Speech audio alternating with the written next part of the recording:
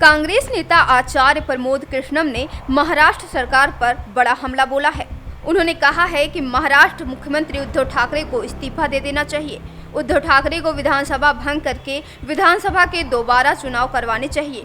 उन्होंने कहा कि इस मामले में उन्हें राहुल गांधी से सबक लेना चाहिए। एक बार उन्होंने इस्तीफा दिया तो दोबारा नहीं आए। इसके साथ ही उन्होंने राहुल गांधी से ईडी के पूछताछ मामले में बीजेपी पर भी जमकर निशाना साधा। वहीं उन्होंने मीडिया से हुई बातचीत में क्या कुछ कहा है, सुनिए। सर, एक ट्वीट चर्चा में आपने कहा है कि उद्धव ठाकरे को इस्तीफा दे देना चाहिए और इस ट्वीट के पीछे क्या कारण माना जाए? देखिए, कोई कारण नहीं है। जनतंत्र में जन भावनाओं का सम्मान करना चाहिए और नैतिक मूल्यों का निर्वहन करना चाहिए। शिवसेना बाला साहब ठाकरे की पार्टी है और बाला साहब ठाकरे हिंदू हृदय सम्राट कहे जाते हैं। बाला साहब ठाकरे ने कभी भी सत्ता की चौखट पे अपना माथा नहीं झुकाया। इसलिए बाला साहब ठाकरे की जो विरासत है वो अब उद्धव ठाकरे जी के हाथ में है। तो उद्धव ठाकरे जी को नैतिक मूल्यों का निर्वहन करते हुए और मराठा गौरव की रक्षा करते हुए अपना पद छोड़ देना चाहिए, ये मैंने कहा है। और सर, इसके पीछे अगर बात की जाए तो कारण क्या है, ऐसा क्यों कहना पड़ा? देखिए, जोड़ तोड़ की राजनीति करना उद्धव ठाकरे जी को शोभा नहीं देती है। और जो हमें छोड़कर चला गया उसके पीछे पीछे भागो, उसको रोको, रोकने की कोशिश करो, तो जनता के अंदर ये मैसेज जाएगा कि जैसे उद्धव ठाकरे सत्ता के लिए गिड़गिड़ा रहे हैं, तड़प रहे हैं और विधायकों की खुशामदें करते हुए, विधायकों की अनुनय विनय करते हुए उनके पीछे भाग रहे हैं। तो मैं नहीं चाहता हूं कि बाला साहब ठाकरे का जो परिवार है, बाला साहब ठाकरे की जो विरासत है, वो मराठा गौरव का प्रतीक है। तो उसका सम्मान करते हुए और नैतिक मूल्यों का निर्वहन करते हुए उन्हें मुख्यमंत्री के पद को छोड़ देना चाहिए।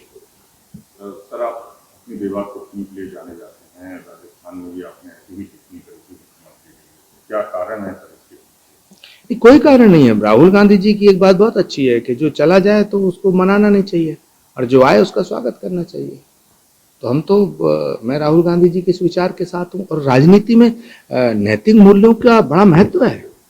राहुल गांधी जी ने नैतिक मर्यादाओं का पालन करते हुए 2019 में इस्तीफा दिया था और आज तक उन्होंने कांग्रेस की अध्यक्षता स्वीकार नहीं की।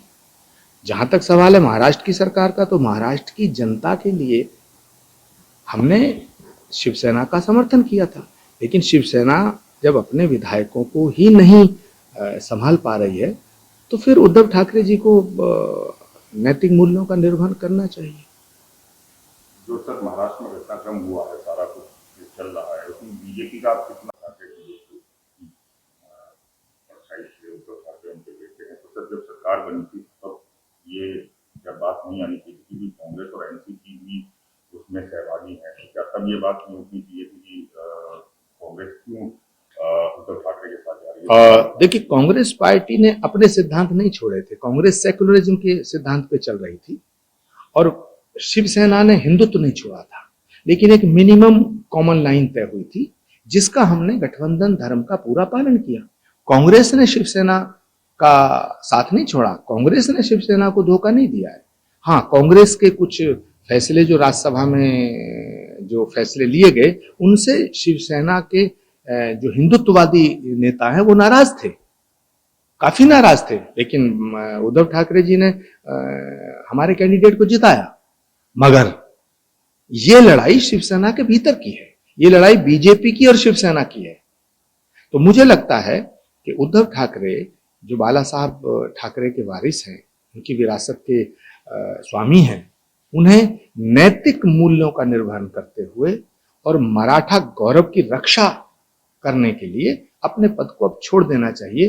जोड़ तोड़ की राजनीति करना मुझे लगता है कि उद्धव ठाकरे जी को शोभा नहीं। सवाल है आपके लिए कि जिस समय सबको एकजुट होना चाहिए था, कांग्रेस को साथ देना चाहिए था उद्धव ठाकरे के साथ, उस समय आपने ऐसा कुछ किया है? कहीं ये प्लीज फिर राज्यसभा के चुनाव को लेकर तो नहीं है कि आपको उम्मीदवार नहीं बनाया?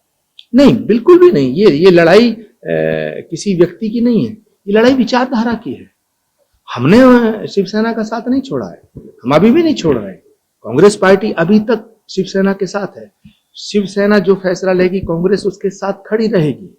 लेकिन ये नैतिक मर्यादाओं का सवाल है, राजनीति में शुचिता का सवाल है। उद्धव ठाकरे जी को इस्तीफा दे करके महाराष्ट्र की जनता की अदालत में जाना चाहिए और कहना चाहिए कि मुझे आप साथ दीजिएगा, मेरी सरकार जब से बनी है बीजेपी षड्यंत्र कर रही है।